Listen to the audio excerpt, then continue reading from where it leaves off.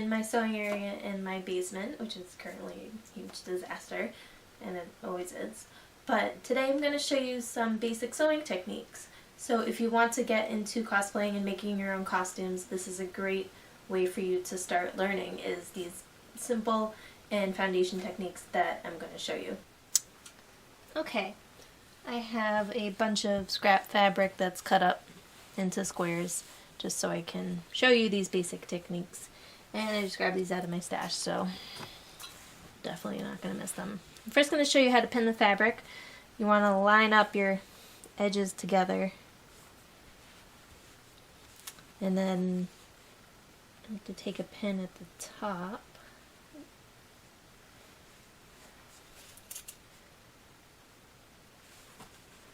And one at the bottom.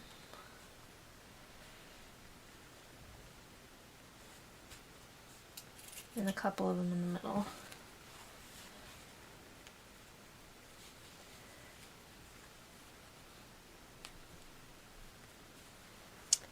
So that I have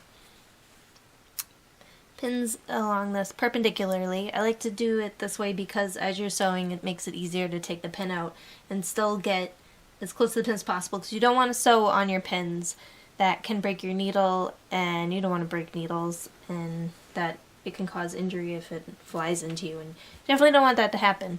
So I'm going to bring this over and sew it. So this is my sewing machine. It's a Brother SE400, which also does embroidery. I got this on Amazon. It has here 67 different stitches that I can use. I don't think I've used all of them yet, but it does all sorts of different stitches, zigzag stitching, blanket stitching, blind hub stitching, and it does a lot of decorative stitching and buttonholes and things like that too. But I'm just going to show you how to do a basic stretch stitch. Now, the machine's already threaded. I would show you how to thread it, but threading is different from machine to machine, so it's best if you read your manual on how to do it. But what I'm going to do is I have my fabric that's pinned, and there are numbers here.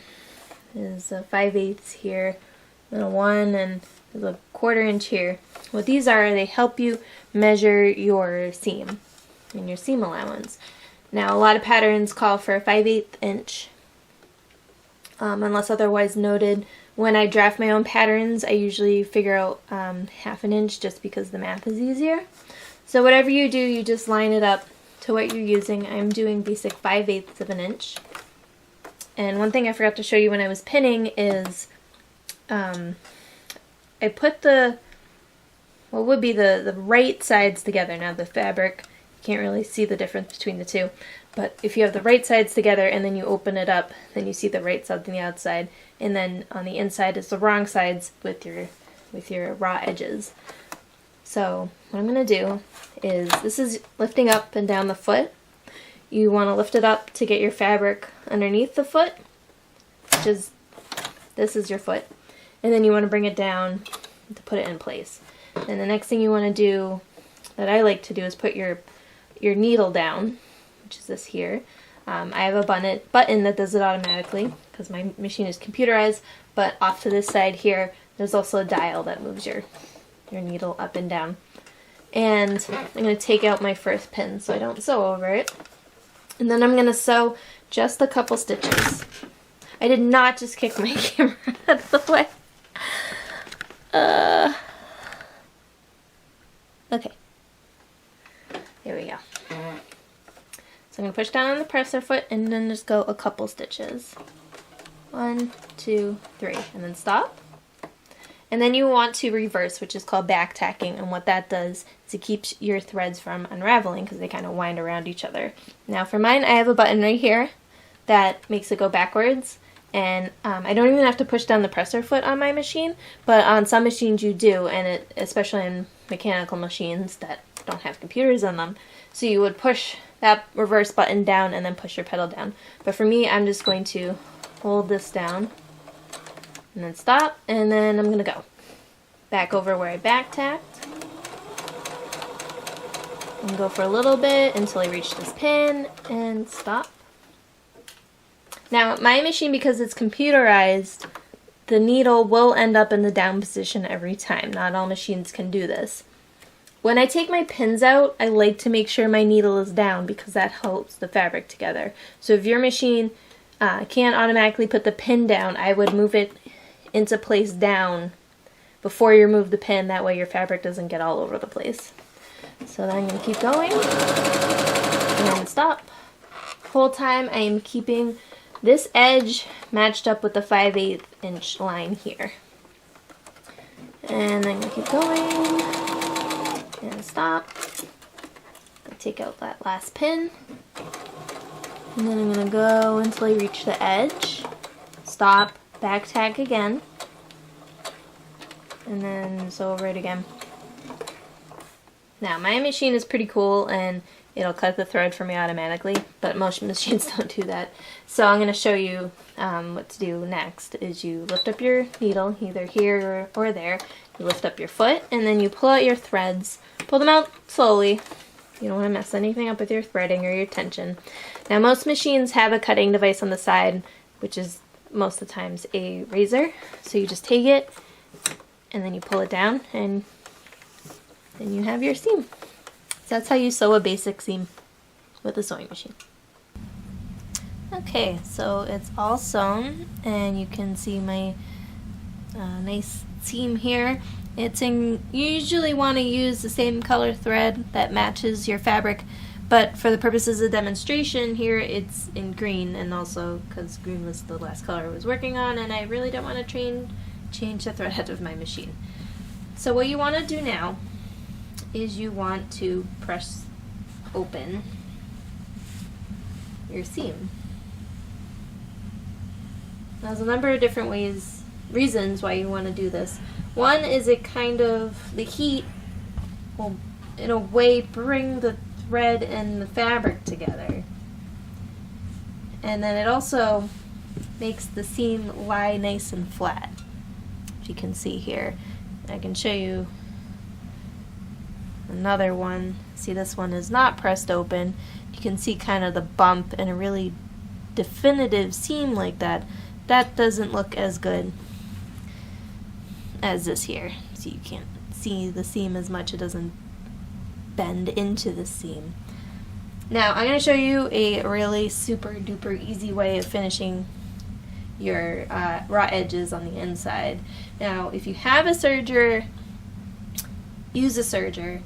That's probably the quickest and easiest way to do it. The problem is sergers can be expensive machines costing a few $100s. So if you don't have a serger right now, that's definitely not a big deal. I didn't have one when I first started sewing. But what's a definitely much cheaper option is using these pinking shears. There's a zigzag to them, unlike regular scissors. What you're going to do is take your raw edges, your seam allowance here, and you're going to cut it. And what this does is it puts the fabric at a bias, meaning that the fabric won't fray. See? Zigzags. And that's a finished seam. Easy peasy, huh? This next seam that I'm going to show you is a French seam. Now you want to take your fabric, and when you sew it, before I press open my seam, you want to sew your wrong sides together. Most of the times when you sew, you're sewing your right sides together so that in the finished product, the right sides end up on the outside of the garment. Now this fabric, there's no discernible right side or wrong side to it, but in some fabrics there definitely is. Take for example this super cool Star Wars fabric that I have. This is the right side. So you can see the nice dark green portion of Star Wars, kind of. But if you flip it over, see obviously Star Wars is backwards, and it's a lot not as, crisp and green, and of course backwards. So that one is very easy to tell front and back. Sometimes it's not as easy when you're working with something like a twill that has a weave to it and the weave will go in a certain direction, and if you have a weave going one way and another way on a garment, it looks funny. So that one you definitely want to pay attention. Now, also, as I mentioned before, when you make seams, usually it's at 5/8 of an inch if you're working with a pattern, or 1/2 inch if you're drafting your own patterns. I did this to 3/8 of an inch because I'm going to be sewing this seam twice, and I don't want to take a huge seam allowance. So what I'm going to do is I'm going to press this open like I did before, and now I'm going to trim it. Trim it to about 1/4 to 1/8 of an inch. You can eyeball it. It doesn't have to be exact. You just want it to get close to that seam, but not too close that the seam unravels or anything like that. Oops. Okay, so now that I've trimmed my seam allowance, I'm going to fold it so that the seam is on the outside and the raw edges are on the inside, and then I'm going to press it. Now, this is kind of hard to explain, but what you want your seam to do is go that way, go out. You don't want it going up or going down, you want it going out.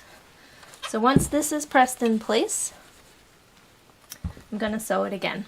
And this time I'm going to sew it at about 1/4 of an inch, between 1/4 of an inch and 3/8 of an inch, and you want to make sure you keep those raw edges encased inside. You can kind of feel it as you go along with the machine. Now I have my finished French seam. So you can see on the inside now I have a second seam here, and the raw edges are encased inside. It's kind of hard to see, but they're there.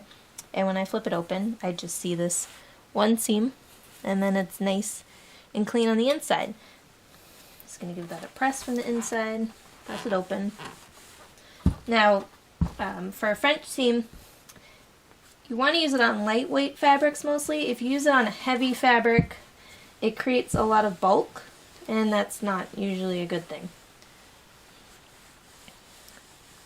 It's used a lot on sheer fabrics because if I were to pink this or overlock stitch this, which is another term for serging, then you would see it because the fabric is sheer. But because it's encased on the inside and there are 4 layers of fabric here, it's a great way of concealing those raw edges when you're using a sheer fabric. So this is definitely something you want to keep in mind if you're working with shears. Now that I've shown you how to do a French seam, I'm going to show you what's called a fake French seam. Now, unlike a regular French seam, I did basic stitch like I showed you before, 5/8 of an inch, right sides together.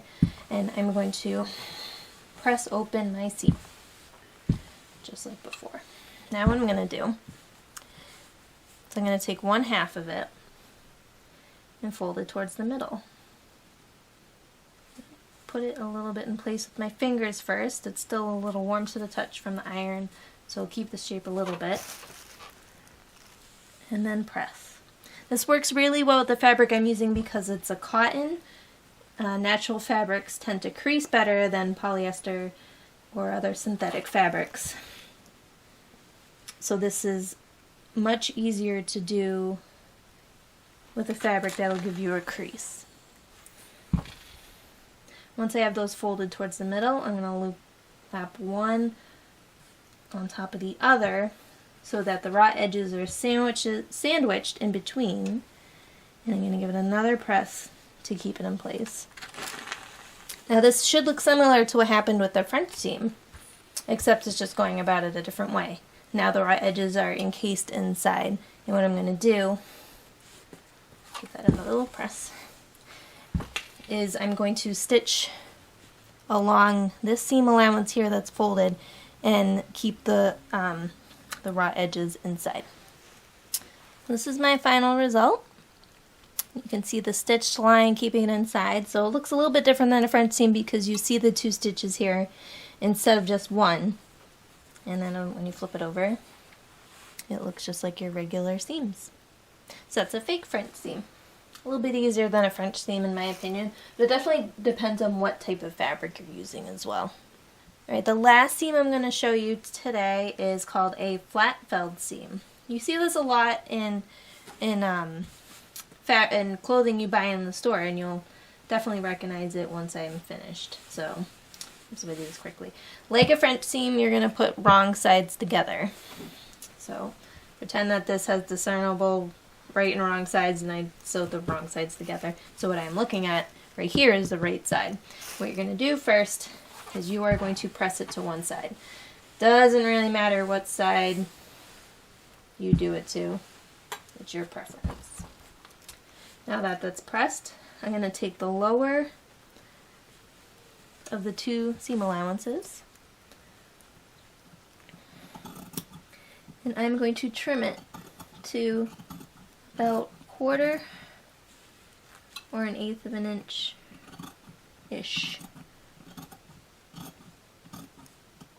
Doesn't have to be exact, and it also doesn't have to be perfect either. So with the other side, I'm going to fold this over just a smidgen, like 1/4 of an inch, so approximately halfway between that piece of seam allowance and the seam. Turn this towards me actually while I do this.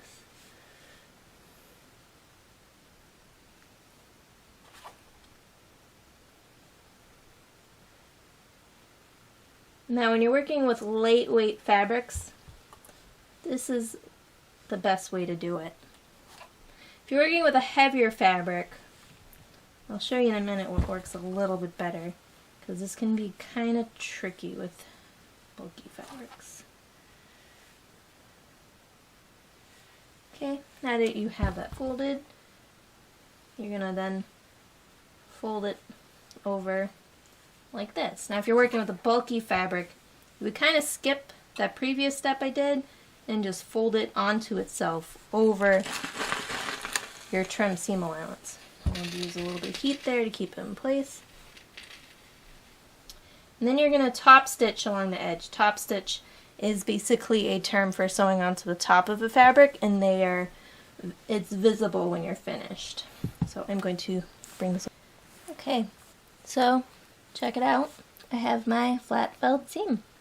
See, don't you kind of recognize this? Like you see it sometimes on jeans and things like that. It's a very sturdy seam, very strong seam, and it also works really well on reversible fabric, reversible garments if you want something that ends up being reversible for whatever reason, because this is the side I just showed you, and then this is the other side. And you could really have it be at either way, depending on what you want the final result to be.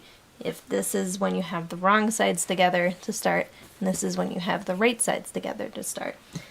So because it's finished on both sides, it works really nicely with reversible garments that you make. Those are the techniques I wanted to show you today. I hope they were helpful and you figured out what I was doing as I walked you through, and they are great places to start if you wanted to get into sewing your own costumes. If you have any questions or if you have any suggestions for future cosplay how-to segments or any segment for the podcast, you can send them to podcast@animecons.com or animecons.tv. I don't know, it'll be right here. Or you could suggest something on our forums, suggest something on our Facebook page or our Twitter page, and we hope to bring you more cosplay how-tos in the future. But if you have a question in the meantime, post on our forums. All of us cosplay on the podcast, some of us in different places than others. Of course, Sketch is good at props, and Doug is in the 501st, so knows a lot about how to do armor, is learning a lot about armor, and Patrick's done some really cool mascot costumes, and Shiv and Gail are both awesome at sewing as well. So if you have a question, just let us know and we'd be happy to answer it. Till then, see you next time.